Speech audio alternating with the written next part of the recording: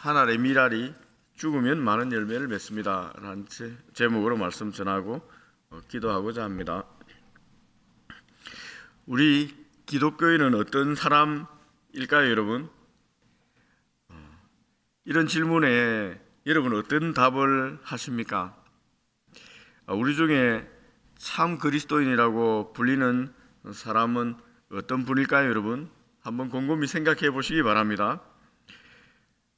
이 질문의 정답은 주님을 닮은 사람입니다. 우리 기독교인 주님을 닮은 사람입니다. 그렇다면 주님은 우리가 어떤 점을 닮기를 원하실까요? 주님이 어떤 점을 닮아야지 여러분 우리가 그리스도인이라고 불리는 것이 합당할까요? 본문에서 그 답을 한번 찾아보고자 합니다. 예수님이 공생의 마지막 유월절을 지키기 위해서 지금 예루살렘에 입성하셨습니다. 이제 공생애란 것은 내가 그리스도의 사역을 공개적으로 나타내겠다 해서 이 삶을 시작하신 것을 공생애라고 합니다. 3년 6개월 정도 이렇게 공생애 생활을 시작하셨습니다. 그때 주님은 나귀 새끼를 타고 있었습니다. 수많은 사람들이 종려나무 가지를 흔들며 호산나 찬송하리로다 주의 이름으로 오시는 이 곧 이스라엘의 왕이시여를 외쳤습니다. 이 호산나는 우리를 구원하소서란 아람어입니다. 다시 말해서 이렇게 외친 것입니다. 우리를 구원하소서, 이 땅에 오신 주 예수 그리스도 이스라엘의 왕이시여. 사람들이 얼마나 많은 사람들이 종려나무 가지를 흔들면서 환호하며 주님을 영광스럽게 막 외치고 있는 것입니다. 여러분 생각만 해도 이 주님이 얼마나 큰 영광을 받았는지 우리가 상상이 됩니다. 한두 명이 외친 것이 아닙니다. 예루살렘 입성 며칠 전에 예수님이 예루살렘 근처에 있는 베단이라는 마을에서 죽었던 나사로라는 사람을 살렸습니다. 그 소문이 예루살렘에 쫙 퍼져 있는 거예요. 그리고 예수님과 함께 예루살렘에 입성할 때 아마 죽었던 나사로도 같이 입성했을 것 같습니다. 예수님 따르면서 죽었던 나사로가 살아난 모든 것을 본 이웃들도 너무 신이 나서 다 이렇게 예수님 따르면서 입성했을 것입니다. 그러니 죽었던 나사로 보기 위해서 예수님 따르는 사람도 많았을 것입니다. 구경 넣은 사람들도 많았을 것입니다. 그런 사람들이 종려나무 가지 흔들면서 예수님을 주님이라고 막 신이 나서 외친 것입니다. 그들의 숫자를 보고 압도당한 바리새인들의 말을 들어보십시오. 19절 말씀입니다. 바리새인들이 서로 말하되 볼지어다 너희 하는 일이 쓸데없다. 보라 온 세상이 그를 따르는도다. 보니까 온 세상이 다 따르는 것 같아요. 예수님을. 그만큼 많은 사람들이 이제 예수님 따라가면서 호산나를 외치고 있는 것입니다. 예수님을 그리스도로 인정하고 따른다는 것입니다. 이 엄청난 장면을 본 6월절에 예루살렘으로 순례온 헬라어를 사용하는 헬라 지역에 사는 이방인들 몇 사람이 주님을 만나고자 청했습니다. 예수님의 제자들 중에 헬라식 이름을 가진 사람이 빌립입니다. 그 빌립이 있음을 보고 이제 기뻤습니다. 그래서 친근함을 느껴서 빌립에게 찾아가서 부탁을 한 것입니다. 주님 좀 만나게 해주시오. 빌립 이렇게 부탁한 것입니다. 빌립은 이 말을 듣고 자신의 단짝인 이 안드레에게 가서 신이 나서 이 말을 전했습니다. 이제 예수님의 명성이 유대 지역을 벗어나 이방인들에게도 알려지는구나 생각하니까 흥분되는 거예요. 자랑스럽고 기뻤습니다. 그래서 이 둘이 주님을 찾아가서 주님, 헬라 사람 몇 사람이 주님을 직접 만나 뵙고 따르고자 하는 것 같습니다. 한번 만나 주시죠 하고 말했습니다. 주님이 이 헬라 사람을 데리고 오라 라고 하는 말씀을 기대하고 있었는데 주님은 전혀 다른 대답을 하셨습니다. 정말 동문서답과 같은 대답을 하신 것입니다. 그 대답이 24절 25절입니다. 내가 진실로 진실로 너희에게 이르노니 한 알의 밀이 땅에 떨어져 죽지 아니하면 한 알 그대로 있고 죽으면 많은 열매를 맺느니라. 자기의 생명을 사랑하는 자는 잃어버릴 것이요 이 세상에서 자기의 생명을 미워하는 자는 영생하도록 보존하리라. 주님이 갑자기 왜 한 알의 밀알이 땅에 떨어져 죽어야 열매를 많이 맺는다고 말씀하시는 것일까요, 여러분? 이 물음에 대한 해답을 하시기라도 하듯이 스스로 자기 생명을 사랑하면 잃게 되고 자기 생명을 미워하는 자가 영생을 얻는다고 말씀하시는 것입니까? 도대체 왜 이 말씀을 헬라 사람들이 주님 만나고 싶다고 한다는 이 제자의 말을 듣고 하시는 것일까요, 여러분? 정말 엉뚱하지 않습니까? 데리고 와라, 만나기 싫다 이렇게 대답해야 될 것 같은데 왜 갑자기 한 알의 밀알이 썩어야 많은 열매를 맺는다 하시는 것입니까? 여러분, 헬라 지역에 사는 이방인들이 주님을 만나 뵙고 따르고 싶다고 하는 것은 예루살렘 입성할 때 보았던 주님의 영광스러운 모습 때문입니다. 수많은 사람들이 추종하고 환호하며 이 땅에 오신 그리스도여 이스라엘의 왕이라고 외쳐 부르니까 호기심이 생긴 것입니다. 또 소문을 들어보니까 죽었던 나사로라는 사람도 살리는 정말 하나님이 아들이 아니면 할 수 없는 기적을 베푼 능력자라고 하니 그런 기적도 한번 곁에서 직접 보고 싶은 것입니다.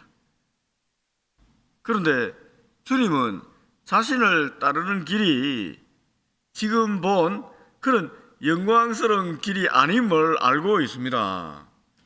예수님이 지금 가고 있는 길은 영광의 길이 아닙니다. 이스라엘의 왕으로 등극하기 위해서 예루살렘에 입성한 게 아닙니다.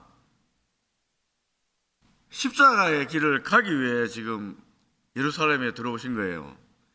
사람들이 가기를 꺼리는 좁은 길, 십자가의 길입니다. 그래서 주님은 제자들에게 주님의 영광을 보고 찾아온 헬라 사람들 보고 기뻐하지 마라. 제자들 착각하지 마라. 주님이 지금 걸어가고 있는 길을, 참된 길은 십자가의 길이다 라고 이 제자들에게 참된 제자도를 말한 것입니다. 주님을 따른다는 것은 자기를 부인하고 자기 십자가를 지고 주님이 가신 십자가의 길을 따라가는 것입니다. 자기를 부인하는 것이 여러분 한 알의 밀이 땅에 떨어져 죽는 것입니다. 내면의 자아를 부정해야 합니다, 여러분. 밀알이 땅에 떨어져 이 흙에 신김은 썩어가야 됩니다. 그 죽는다는 표현을 썼어요. 그러면 새싹이 삭을 틔웁니다. 그리고 얼마 있지 않으면 삭이 자라서 열매를 맺는 겁니다. 30배, 60배, 100배의 엄청난 열매를 맺게 됩니다. 주님은 실제로 자신의 말처럼 이 땅을 구원하기 위한 한 알의 생명의 밀알이 되어 죽기 위해서 6월절에 희생할 어린 양으로서 지금 예루살렘에 입성하고 있는 것입니다. 왜 6월절에 입성할까요? 상징적으로 여러분, 6월절은 이스라엘이 출애굽할 때 이 해방된 첫 시작을 알리는 기념주일입니다. 기념일입니다. 이 어린 양의 피가 이스라엘 집의 문방과 인설주에 이렇게 발려 있으면은 죽음의 사자가 보고 그 피를 보고 어린 양의 피가 있으면은 지나갔습니다. 위로 지나갔습니다. 이렇게 패스 오버 했습니다. 그래서 유월했다고 합니다. 우리 편에 이 유월절인 거예요. 근데 어린 양의 피가 발리지 않으면 이집트 집은 다 죽었습니다. 이집트 있는 사람의 장자들은 다 죽음을 맛봐야 했습니다. 그때 이제 두려움을 느낀 이집트 왕 바로가 이스라엘 민족을 해방시켰거든요. 죽음에서 해방시킨 것이 해방된 걸 상징하는 게 유월절 어린 양 희생의 피입니다. 예수님께서 유월절에 이 어린 양이 되어 십자가에 달려 돌아가신 거예요. 이 주님께서 이 유월절에 이제 입성하신 이유가 그 때문입니다. 예수님 이 가는 길은 영광의 길이 아닙니다, 여러분. 영광은 이 십자가 뒤에 있습니다. 십자가에 죽고 3일 뒤에 부활하십니다. 그때 부활의 영광이 있는 것입니다. 십자가의 길 가는 것은 여러분 쉽지가 않습니다. 예수님도 십자가 생각하니 마음이 괴로운 것입니다. 27절입니다. 지금 내 마음이 괴로우니까 무슨 말을 하리요? 아버지여, 나를 구원하여 이때를 면하게 하여 주옵소서. 그러나 내가 이를 위하여 이때 왔나이다. 하늘의 미랄이 돼 땅에 떨어져 죽는다는 것, 이런 말은 참 멋집니다. 참 쉽습니다. 하늘의 미랄이 되어 죽겠다, 이러면 얼마나 멋집니까? 가슴을 뛰게 하지 않습니까? 그러나 진짜 미랄이 되어 죽는 것, 여러분, 고통스러운 것입니다. 자기를 부인하는 것 너무 아픕니다, 여러분. 쉬운 게 아닙니다. 하나도 멋지지 않습니다. 진짜 죽어야 되는 거예요, 여러분. 조금만 자존심 꺾여도 이러면 못 견디잖아요. 이 자기를 부인하고 자기가 꺾이는 걸 얼마나 아픈지 모릅니다. 또 실제 예수님이 가는 십자가 길은 고통의 길입니다. 피하고 싶습니다. 그런데 주님은 하나님 아버지의 뜻을 따르기로 결정했습니다. 내가 이를 위하여 이때 왔나이다. 내가 이 하늘의 미랄이 되어 죽겠다고 결단한 것입니다. 피하고 싶지만은 내가 이때를 위해서 지금 예루살렘에 들어왔다는 것입니다. 예수님의 이 비장한 각오를 들은 하나님 아버지가 감동하지 않겠습니까, 여러분? 사랑하는 자신의 독생자 예수님의 정신적인 고통, 그럼에도 하나님 아버지를 향해서 온전히 순종을 다짐하는 예수님의 고백을 다시 한번 들어보십시오. 아버지여, 28절입니다. 아버지여, 아버지의 이름을 영광스럽게 하옵소서. 아버지 뜻대로 하라는 것입니다. 자기가 순종하겠다는 것입니다. 자신을 십자가에 하늘의 미랄이 되어 썩어 죽겠다고 다짐하며 고백한 것입니다. 아들의 고백을 들은 하나님 아버지가 울컥하셨습니다. 28절 후반절입니다. 이에 하늘에서 소리가 나서 이르되 내가 이미 영광스럽게 하였고 또다시 영광스럽게 하리라. 하나님의 음성을 들을 수 있는 분은 예수님 한 분뿐입니다. 옆에 있는 사람들에게 천둥소리처럼 들렸을 뿐입니다. 하나님이 예수님의 결단을 받으신 것입니다.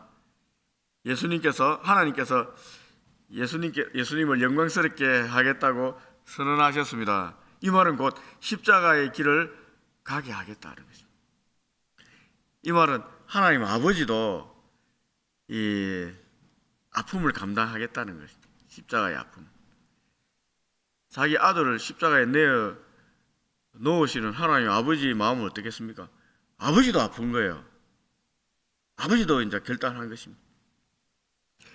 그리스도인은 주님처럼 하늘의 미랄로 이 땅에 썩어져 가는 자기 부인의 길을 가는 사람들입니다. 그래서 참된 그리스도는 있는 곳에는 반드시 많은 열매가 맺힙니다. 교회가 부흥하는 거예요. 참된 그리스도는 있으면 반드시 부흥합니다, 여러분. 많은 열매가 맺혀요. 바울은 주님의 제자로 하늘의 미랄로 서어간 참 그리스도인의 삶을 살았습니다. 자기를 주장하지 않았어요. 자기가 사라진 거예요. 자기가 없어진 것입니다. 어떻게 하늘의 미랄이 되어 썩어져 죽어간 그리스도인의 모습, 어떤 모습입니까? 여러분, 바울이 고린도전서 9장 19절에서 22절 한에 말한 이 말씀을 통해서 우리가 그리스도인이 어떤 것인가 한번 짐작해 볼 수 있습니다. 제가 읽어드리겠습니다. 바울의 말입니다. 내가 모든 사람에게서 자유로우나 스스로 모든 사람에게 종이 된 것은 더 많은 사람을 얻고자 함이라. 유대인들에게 내가 유대인같이 된 것은 유대인들을 얻고자 함이요, 율법 아래에 있는 자들에게는 내가 율법 아래에 있지 아니하나 율법 아래에 있는 자 같이 된 것은 율법 아래에 있는 자들을 얻고자 함이요, 율법 없는 자에게는 내가 하나님께 율법 없는 자가 아니요 도리어 그리스도 율법 아래에 있는 자이나 율법 없는 자와 같이 된 것은 율법 없는 자들을 얻고자 함이라. 약한 자들에게 내가 약한 자와 같이 된 것은 약한 자들을 얻고자 함이요, 내가 여러 사람에게 여러 모습이 된 것은 아무쪼록 몇 사람이라도 구원하고자 함이니. 여러분, 바울이 어떤 모습입니까? 사람들은 바울을 보고 이 사람은 이렇다라고 어떻게 대답하겠습니까? 어떤 유대인들은 저 사람은 율법에 능한 유대인이다 할 것이요, 이방인은 저 사람은 우리처럼 자유로운 이방인이다 이라고 얘기할 것입니다. 약하고 가난한 사람은 바울에게 저 사람은 가난을 아는 가난한 사람이구나 라고 대답할 것이고, 부자들은 저 사람은 우리처럼 부자구나 라고 대답할 것입니다. 강한 사람은 저 사람은 로마인으로 건설을 가진 강한 사람이구나 할 것입니다. 약한 사람은 저 사람 병이 많은 허약한 사람이구나 라고 대답할 것입니다. 도대체 바울은 어떤 사람입니까? 여러분, 자아가 죽은 사람이에요. 우리가 생각하는 내가 내다 이런 게 없는 거예요. 사람들은 바울을 어떤 사람으로 기억할까요? 여러분, 주님 앞에 깨어진 사람, 하늘의 미랄이 되어 땅에 떨어져 죽은 사람, 십자가에 자신의 자아와 욕망이 못 박힌 사람, 참 그리스도인이다 라고 기억할 것입니다. 그리스도인이라고 기억할 겁니다. 그리스도인. 여러분은 어떤 사람입니까? 왜 예수님께 나와왔습니까? 헬라인처럼 영광스러운 주님을 보고 왔습니까? 여러분, 실수하셨습니다. 주님을 따르는 길은 자기를 부인하는 길입니다. 자아를 십자가에 못 박아 죽이는 길입니다. 얼마나 아픈지 모릅니다. 이 세상에 움켜진 것들을 내려놓는 길입니다. 얼마나 아까운지 모릅니다. 하늘의 미랄이 되어 땅에 떨어져 서서 죽는 길이 예수님 따르는 길입니다. 영광스러운 길이 아니에요. 여러분, 그 길 여러분 가고 있습니까? 그런 그리스도인 되기를 원하십니까? 하늘의 미랄이 되어 우리가 썩어야지 많은 열매를 맺는 거예요. 이 영광을 보는 것입니다. 죽어야 부활의 영광이 나타나는 거예요. 여러분, 영광스러운 길은 여러분 십자가의 길 다음에 오는 것입니다. 영광스러운 그리스도를 바라보는 건 맞습니다만은 그 전에 십자가의 길을 간다는 것 각오하시고 이제 영광을 기억해야 될 것입니다. 바라봐야 될 것입니다. 새벽에 우리도 주님의 길을 따라 하늘의 미랄이 되어 이 땅에 심겨 많은 열매를 맺는 그런 그리스도인 되게 해달라고 한번 기도하기를 바랍니다. 여러분, 그렇게 다짐하는 시간 되면 좋겠습니다. 기도하시겠습니다.